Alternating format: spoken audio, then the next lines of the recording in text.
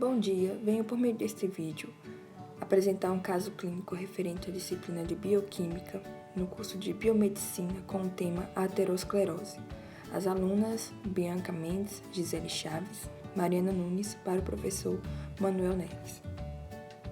Temos como partes do vídeo a apresentação do paciente, a discussão do caso clínico, o diagnóstico e o tratamento, assim como também explicar um pouco, por meio da bioquímica, como todo esse processo ocorre. A apresentação do paciente. Paciente do sexo masculino, 65 anos, branco, aposentado, natural e residente de Curitiba, Paraná, procurou o hospital de urgência da capital com queixas de forte dor no peito. A dor, que se iniciou há 10 dias com piora progressiva, é agravada após moderado esforço físico, como caminhar 2 quarteirões planos ou subir 2 lances de escada, e dura pouco tempo, com melhora após repouso. Paciente referiu apresentar também desconforto em região de dorso e membro superior esquerdo. Refere ainda que sente palpitações, náuseas e tonturas. Em relação aos antecedentes pessoais, paciente é hipertenso, diabético, obeso e tabagista. Relata histórico familiar de infarto agudo do miocárdio. Pai faleceu aos 50 anos e de hipertensão, mãe hipertensa. Discussão do caso clínico. Exame físico. Paciente encontrava-se em regular estado geral, lúcido, orientado em tempo e em espaço, afebril, leve cianose em extremidades, hidratado, taquipneico, taquicárdico e com pressão arterial de 170 por 130 milímetros de mercúrio e saturação de oxigênio de 88%. Apresentava sudorese, edema em membros inferiores, pulsos irregulares. Na ausculta pulmonar, apresentava murmúrio vesicular amplamente distribuídos em ambos hemitórax, ausência de ruídos adventícios. Na ausculta cardíaca, apresentava bulhas arritmíacas normofonéticas em 3 tempos, com ritmo de galope, com discreto sopro sistólico em foco aórtico e sopro diastólico em foco mitral. Diagnóstico e tratamento. Diante dos achados, o diagnóstico de infarto agudo do miocárdio, o paciente foi internado em unidade coronária de terapia intensiva, sendo administrado ácido acetilsalicílico, estatina, beta-bloqueador.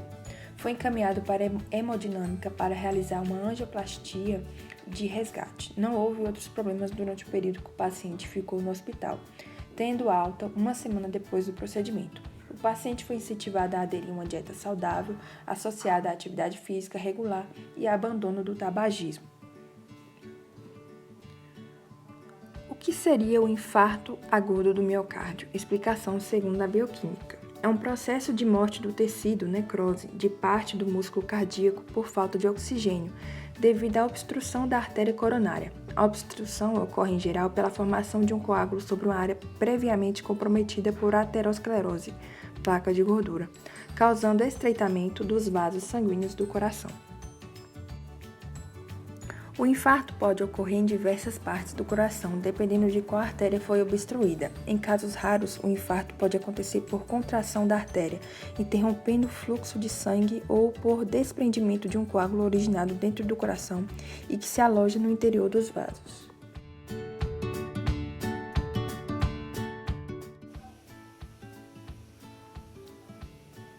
O que é aterosclerose? Explicação segundo a bioquímica. É um processo inflamatório dos vasos, com o principal fator aumento da relação de LDL contra o HDL.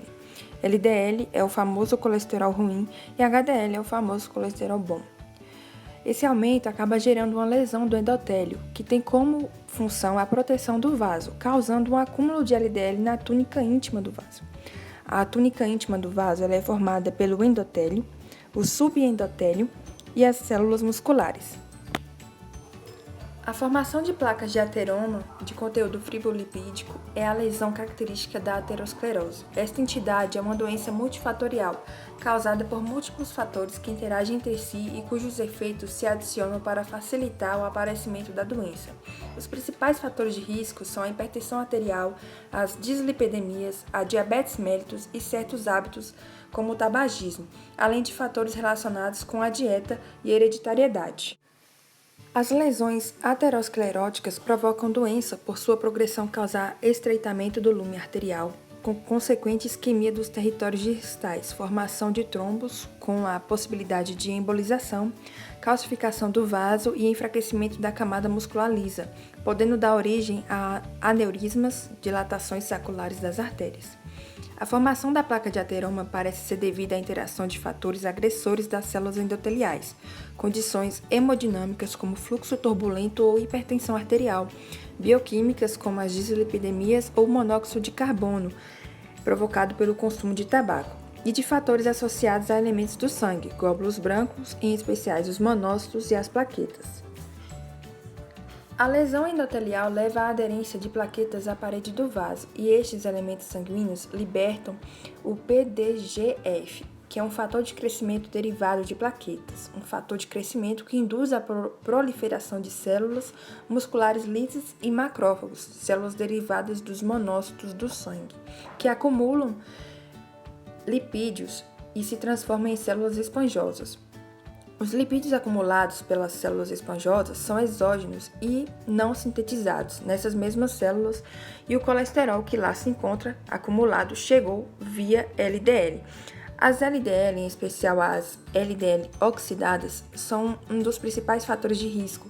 Da mesma forma, níveis aumentados de HDL constituem um fator protetor, pois transportam o colesterol mobilizado dos tecidos periféricos.